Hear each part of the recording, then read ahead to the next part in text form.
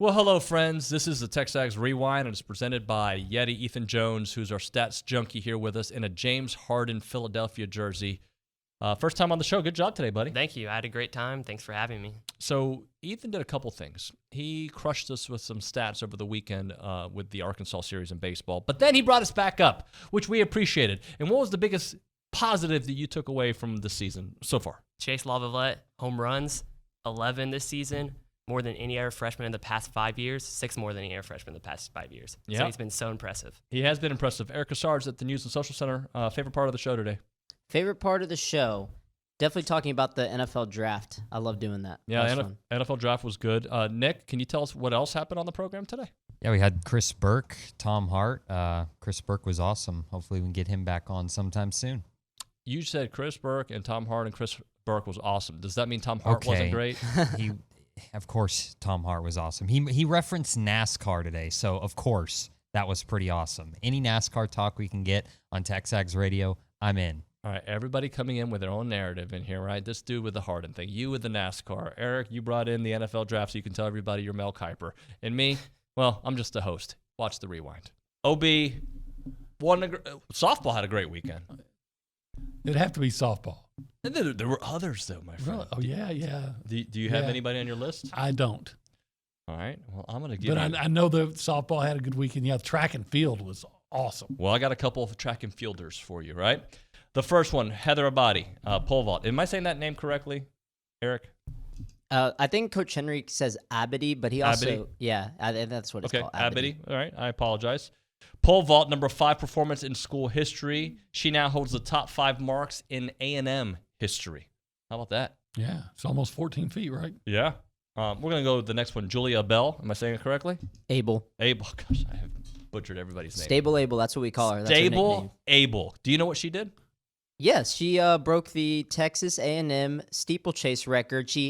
I think last meet where she ran it, she missed it by like a 1/10 of a second. Oh, wow. And she broke it last year, but then Annie Fuller, who was also on the team last year, broke that record. Okay. So they were like flip-flopping back, and she got it. She smashed it. It was awesome. Obviously she was ready, willing, and able. able.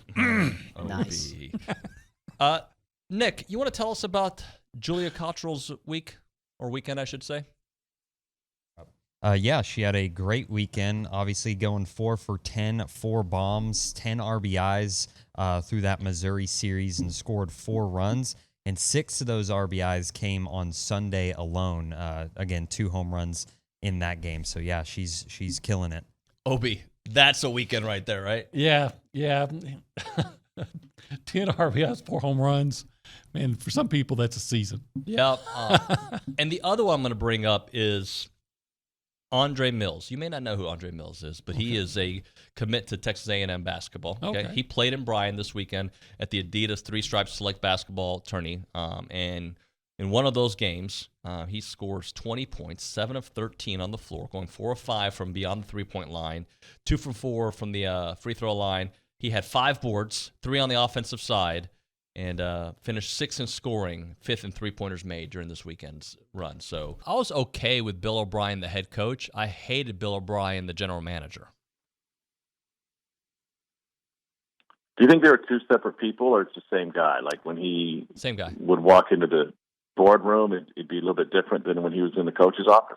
I think it's the same guy because Bill had a little, reputation in that building at NRG. But when you trade DeAndre Hopkins for a bag of donuts or whatever he got, I don't even know if they do bag of donuts. Bag of donut holes, I guess, if you will. Yeah. Yeah.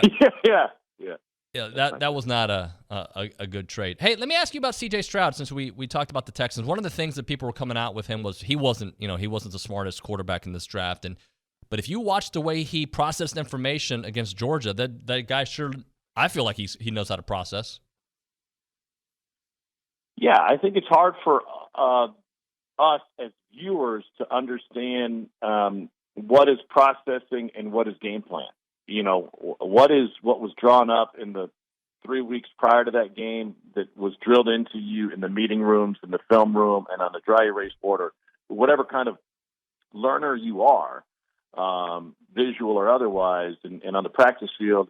And what are you seeing in that moment once the ball is snapped to then make an instantaneous decision? I don't know. I haven't been around C.J. Stroud, and I haven't been around his coaches that would otherwise share that type of information. But that's what the NFL personnel directors and general managers and head coaches have to figure out. Well, what is this guy once he gets to us? And I understand, just to jump forward to when you're going to have Burke on shortly, I understand the complaints about Hendon Hooker being in that system. I don't think they fit necessarily because I think he's a great quarterback. But I understand that concern from the NFL side of things, and that's why they go through hours and hours of interviews with these. 12. They went 2 of 3 from Florida, let's just say, getting them at home, which is going to be a very tall order. What does that do with what's left? Well, I think you start doing math, right? You get 9 games left and you have 9 wins. I think the first thing it would do would be a nice RPI boost, which matters if you're going to be one of those teams that's in the 13, 14 win range.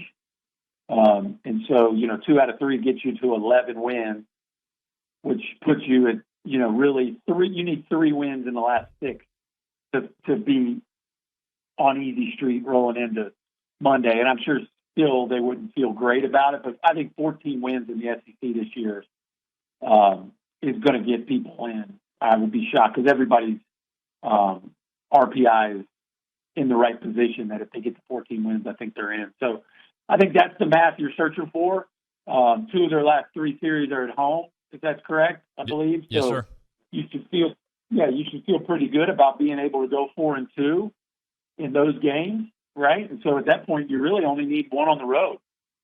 So to me, that's the math. Now, there's a lot of different ways to get to that math, and it doesn't have to look like home versus road split. But really, you're just playing the math game right now. But a series win over Florida is going to look really good on Selection Monday. Your team has a chance to win a national championship. Your team is here in town this weekend. Let's get a bunch of Aggies out there. Yeah, let's get the Aggies out there. Nothing like playing in front of the 12th man. And, we're hoping for some great crowds this weekend. How would you describe this season? Because it's been so many highs, but, there's always little battles in between. Talk to me about the journey it's been. Yeah, it's been quite a journey. We had a great start to the season. The National Indoors has kind of maybe set the tone for the season. That's a tournament we haven't performed all that well at over the years, and we came within a hair of winning the national title there. I think that gave us a lot of just confidence in knowing that we had UNC's the favorite this year, and we had them on the ropes on their kind of home territory on the indoor courts. So I think that really started the season off well.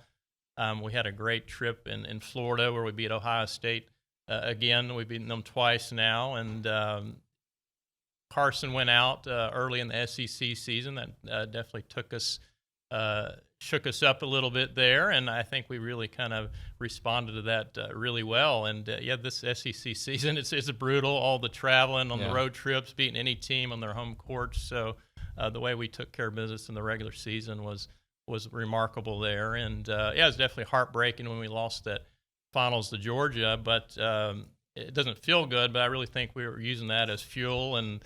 Not that we needed to be any hungrier, but it kind of just gets you on your toes and kind of refocuses it, right? Exactly. I think refocus is a great word for it. I think you get kind of caught up in we had a bunch of streaks going on, maybe in outdoor matches in SEC. I think we're maybe putting a little too much pressure on ourselves that time. I think it may have shooken us up for the good.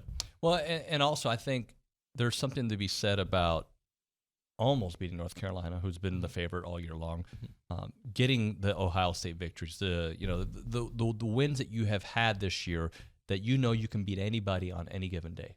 Yeah, that just brings a lot of confidence there, and it truly is nice knowing that if we're performing at the level we're capable of, it's not a matter of there hasn't been a match all year where any player, any team, while they're just too good for the Aggies, we haven't felt that all season, so that's definitely a big confidence boost for us. All right, Tony Montana, close us out.